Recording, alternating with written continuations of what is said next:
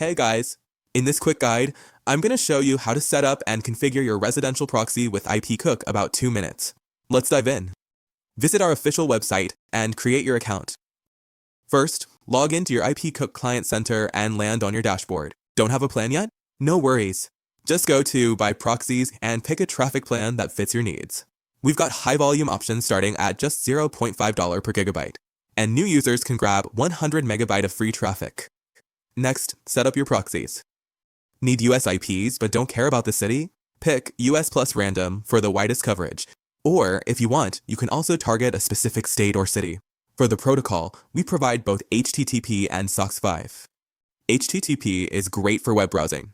SOX5 handles gaming, torrents, apps, basically everything else. Now, choose your rotation. Pick Randomize IP if you want a fresh IP at regular intervals. For tasks that need consistency, pick Sticky IP and set how often the IP should change. Then, create the account you want to assign traffic to and select it. Click Generate. Boom! You've got your proxy list ready. For bigger projects, just click Generate API link and paste it into your app. IPcook even has examples for multiple programming languages, so integration is easy. And there are a few more handy features you might like. You can set up sub-accounts to handle multiple tasks, or a whitelist for your most used IPs instead of verification every time. You can also track usage through the traffic log, or check detailed account traffic right in your dashboard. That's it. Your proxy setup journey with IPcook is complete. Don't forget to claim your 100 megabyte of free residential proxy. Links in the description.